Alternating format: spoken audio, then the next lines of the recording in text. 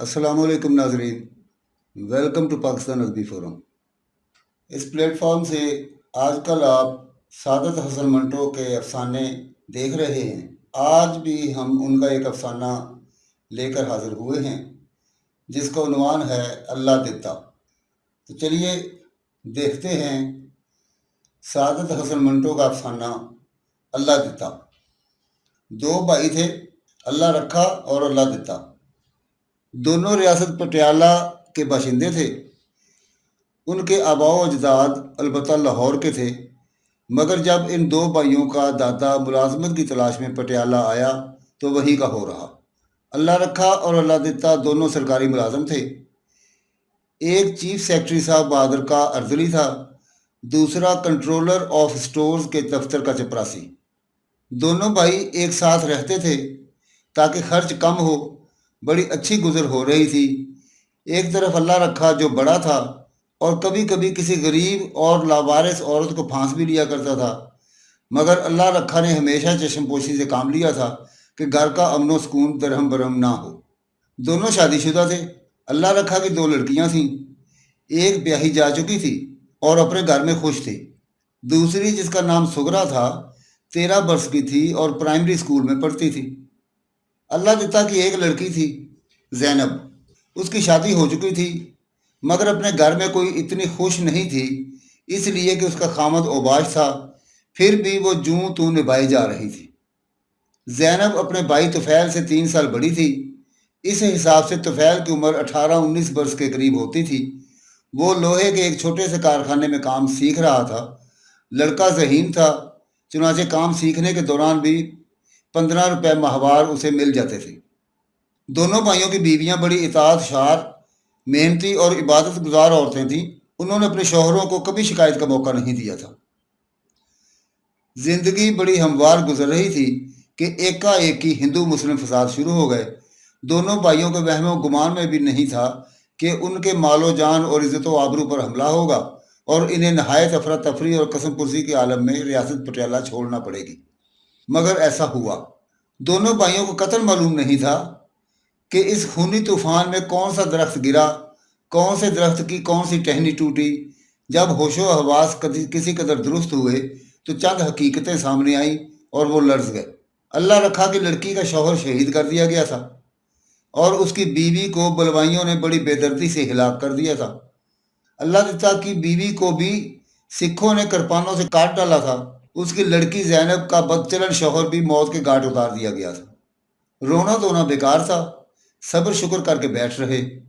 पहले तो कैंपों में गलते सड़ते रहे, फिर गली कूचों में भीख मांगा किए। आखिर खुदा ने सुन ली। अल्लाह दिता को गुजरांवाला में एक छोटा सा शिकस्ता मकान सर छुपाने को मिल गया। तुफैल ने दौड़ धूप की तो उसे काम मिल गया। अल्लाह रखा लाहौर ही में देर तक दर बदर फिरता रहा। जवान लड़की साथ थी, गोया एक पहाड़ का पहाड़ उसके सर पर खड़ा था। ये अल्लाह ही बेहतर जानता है कि उस गरीब ने किस तरह 1.5 बरस गुजारा। बीवी और बड़ी लड़की का गम वो बिल्कुल भूल चुका था। करीब था कि वो कोई खतरनाक कदम उठाए कि उसे रियासत पटियाला के एक बड़े अफसर मिल गए जो इसके बड़े मेहरबान थे। उसने उनको अपनी हालत जार अलफ से लेकर ये तक सुनाई। आदमी रहमदिल था। उसको बड़ी दिक्कतों के बाद लाहौर के एक आर्जी दफ्तर में अच्छी मुलाजमत मिल गई थी। चुनाचे उन्होंने दूसरे रोज ही उसको 40 रुपया माहवार पर मुलाजम रख लिया और एक छोटा सा क्वार्टर भी रिहाइश के लिए दिलवा दिया। अल्लाह रखा ने खुदा का शुक्र अदा किया जिसने उसकी मुश्किलात दूर की। अब वो आराम से सांस ले सकता था और मुस्तकबिल के मुतल्लिक इत्मीनान से सोच सकता था। सुगरा बड़ी सलीके वाली सुगड़ लड़की थी। सारा दिन घर के कामकाज में मसरूफ रहती। इधर उधर से लकड़ियां चुनकर लाती, चूल्हा सुलगाती और मिट्टी की हंडिया में हर रोज इतना सालन पकाती जो 2 वक्त के लिए पूरा हो जाए। आटा गूंथती, पास ही तनूर था, वहां जाकर रोटियां लगवा लेती। तन्हाई में आदमी क्या कुछ नहीं सोचता, तरह तरह के ख्यालात आते हैं।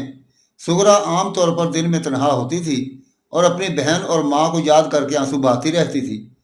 पर जब बाप आता तो वो अपनी आंखों से सारे आंसू खुश्क कर लेती थी ताकि उसके जख्म हरे ना हों। लेकिन वो इतना जानती थी कि उसका बाप अंदर ही अंदर घुला जा रहा है। उसका दिल हर वक्त रोता रहता है, मगर वो किसी से कहता नहीं। सुगरा से भी उसने कभी इसकी माँ और बहन का जिक्र नहीं किया था। जिंदगी अफ्ताओं खेजा गुजर रही थी। उधर गुजरांवाला में अल्लाह दत्ता अपने भाई के मुकाबले में किसी कदर खुशहाल था, क्योंकि उसे भी मुलाजमत मिल गई थी और जैनब भी थोड़ा बहुत सिलाई का काम कर लेती थी। मिल मिला के कोई 100 रुपये माहवार हो जाते थे, जो तीनों के लिए बहुत काफ़ी थे। मकान छोटा था मगर ठीक था। ऊपर की मंजिल में तुफैल रहता था, निचली मंजिल में जैनब और उसका बाप दोनों एक दूसरे का बहुत ख्याल रखते थे। अल्लाह दत्ता उसे ज़्यादा काम नहीं करने देता था, चुनाचे मुंह अंधेरे उठकर वो सहन में झाड़ू देकर चूल्हा सुलगा देता था कि जैनब का काम कुछ हल्का हो जाए। वक्त मिलता तो वो 2-3 गड़े भरकर गड़ौची पर रख देता था। जैनब ने अपने शहीद खामद को कभी याद नहीं किया था। ऐसा मालूम होता था जैसे वो इसकी ज़िंदगी में कभी था ही नहीं।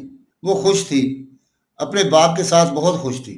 बाज़ औक़ात वो उससे लिपट जाती थी, तुफैल के सामने भी वो और इसको खूब चूमती थी। सुगरा अपने बाप से ऐसे चहल नहीं करती थी। अगर मुमकिन होता तो वो उससे पर्दा करती, इसलिए नहीं कि वो कोई नामहरम था, नहीं, सिर्फ एहतराम के लिए। उसके दिल से कई दफ़ा ये दुआ उठती, या परवरदिगार मेरा बाप मेरा जनाजा उठाए। बाज़ औक़ात कई दुआएं उल्टी साबित होती हैं, जो खुदा को मंजूर था वही होना था। गरीब सुगरा के सर पर गमो अंदों का एक और पहाड़ टूटना था। जून के महीने दोपहर को दफ्तर के किसी काम पर जाते हुए तपती हुई सड़क पर अल्लाह रखा को ऐसी लू लगी कि बेहोश होकर गिर पड़ा। लोगों ने उठाया, हस्पताल पहुंचाया, मगर मगर दवा दारू ने कोई काम ना किया। सुगरा बाप की मौत के सदमे से नींव पागल हो गई। उसने करीब करीब अपने आधे बाल नोच डाले कि हमसायों ने बहुत दम दिलासा दिया, मगर ये कारगर कैसे होता। वो ऐसी कश्ती के मानद थी जिसका बादबान हो ना कोई पतवार, और बीच मंझधार के आन फंसी हो। पटियाले के वो अफसर जिन्होंने मरहूम अल्लाह रखा को मुलाजमत दिलवाई थी, फरिश्ता रहमत साबित हुए। उनको जब इतला मिली तो दौड़े आए।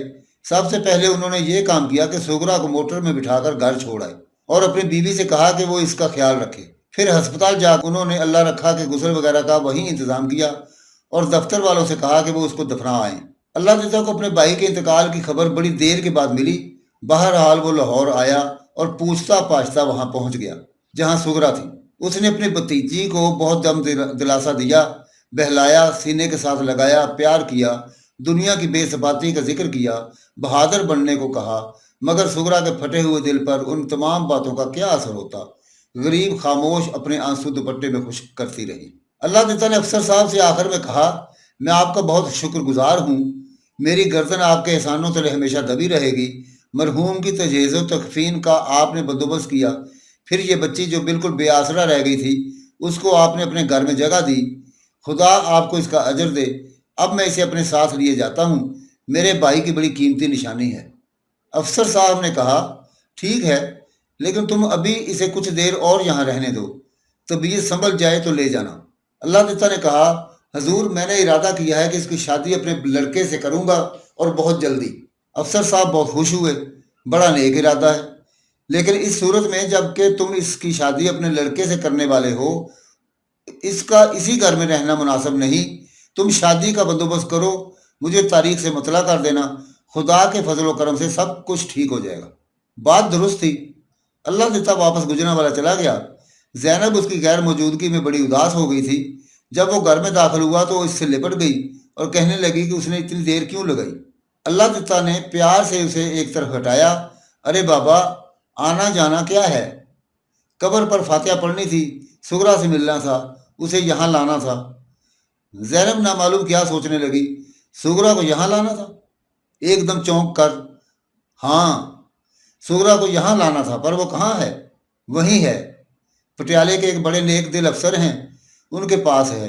उन्होंने कहा जब तुम इसकी शादी का बंदोबस्त कर लोगे तो ले जाना। ये कहते हुए उसने बीड़ी सुलगाई। जैनब ने बड़ी दिलचस्पी लेते हुए पूछा, उसकी शादी का बंदोबस्त कर रहे हो? कोई लड़का है तुम्हारी नज़र में?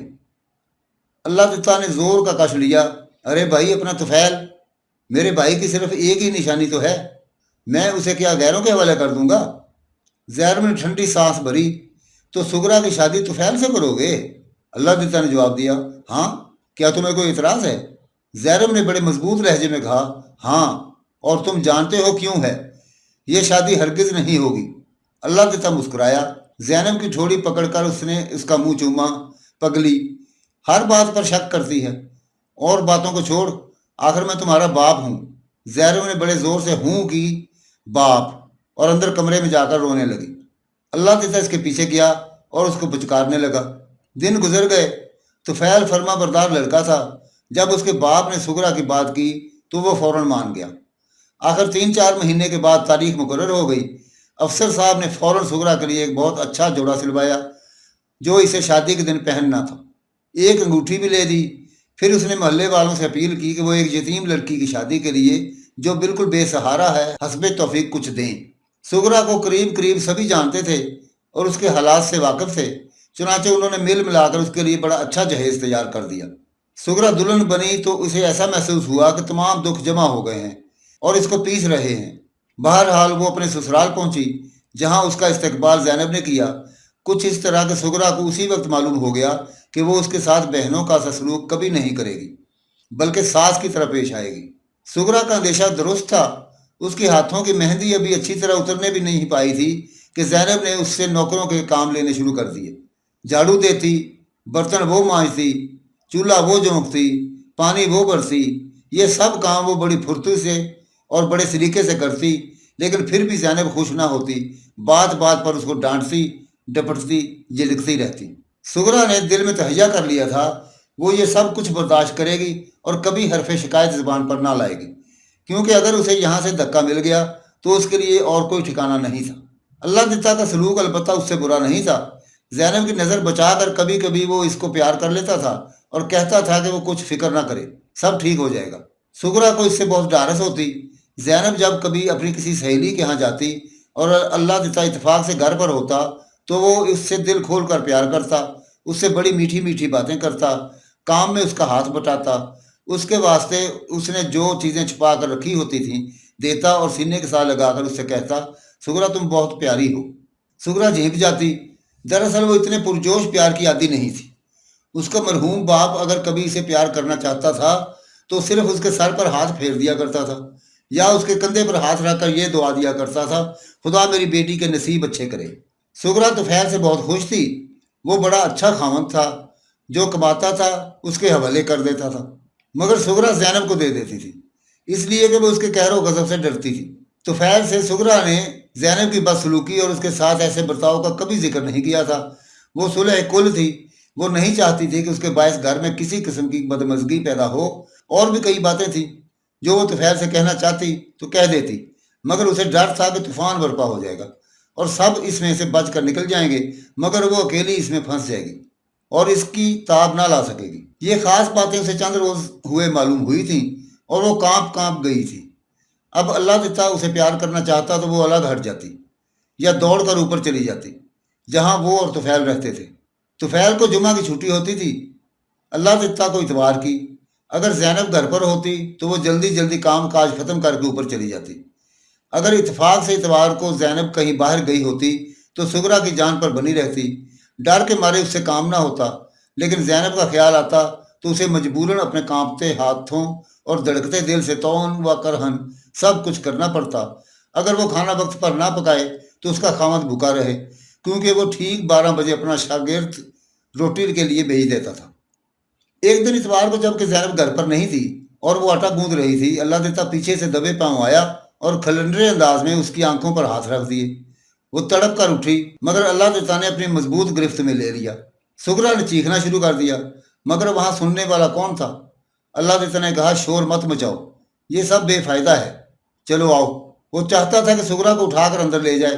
وہ کمزور تھی، مگر خدا جانے اس میں کہاں سے اتنی طاقت آ گئی کہ اللہ تعالیٰ کی گرفت سے نکل گئی اور ہانپتی کانپتی اوپر پہنچ گئی۔ کمرے میں داخل ہو کر اس نے اندر سے کنڈی چڑھا دی۔ تھوڑی دیر کے بعد زینب آ گئی۔ اللہ تعالیٰ کی طبیعت خراب ہو گئی تھی۔ اندر کمرے میں لیٹ کر اس نے زینب کو پکارا۔ وہ آئی تو اس سے کہا، ادھر آؤ، میری ٹانگیں دباؤ۔ زینب اچک کر پلک پر بیٹھ گئی اور اپنے باپ کی ٹانگیں دبانے لگی۔ تھوڑی دیر کے بعد دونوں کے سانس تیز سے چلنے لگے۔ زینب نے اللہ تعالیٰ سے پوچھا، کیا بات ہے، آج تم اپنے آپ میں نہیں ہو؟ اللہ تعالیٰ نے سوچا کہ زینب سے چھپانا فضول ہے، چنانچہ اس نے سارا ماجرا بیان کر دیا۔ زینب آگ بگولا ہو گئی۔ کیا ایک کافی نہیں تھی؟ تمہیں پہلے تو شرم نہ آئی، پر اب تو آنی چاہیے تھی۔ مجھے معلوم تھا کہ ایسا ہوگا، اسی لیے میں شادی کے خلاف تھی۔ اب سغرا اس گھر میں نہیں رہے گی۔ اللہ تعالیٰ نے بڑے مسکین لہجے میں کہا، کیوں؟ زینب نے کھلے طور پر کہا، میں اس گھر میں اپنی موت دیکھنا نہیں چاہتی۔ अल्लाह दिता का हलक खुश्क हो गया। उसके मुंह से कोई बात निकल ना सकी। ज़ैनब बाहर निकली तो उसने देखा कि सुगरा सहन में झाड़ू दे रही है। चाहती थी कि उससे कुछ कहे मगर खामोश रही। इस वाक़ये को 2 महीने गुजर गए। सुगरा ने महसूस किया कि तुफैल उससे खिंचा खिंचा रहता था, ज़रा ज़रा सी बात पर उसको शक की निगाहों से देखता है। आखिर एक दिन आया कि उसने तलाकनामा उसके हाथ में दिया, घर से बाहर निकाल दिया। नाजरीन, ये था सादत हसन मंटो का अफसाना अल्लाह दिता। उम्मीद है आपको ये अफसाना पसंद आया होगा। आपसे गुजारिश है कि हमारी वीडियो को लाइक करके अपने दोस्तों के साथ शेयर करें, और अगर आप हमारे चैनल पर नए हैं तो चैनल को सब्सक्राइब करें और बेल आइकन को दबाकर इस बात को यकीनी बनाएं कि हमारी हर आने वाली वीडियो का नोटिफिकेशन आपको मिलता रहे। मिलते हैं बहुत जल्द एक और फन पारे के साथ। जब तक के लिए इजाज़त। अल्लाह हाफिज़।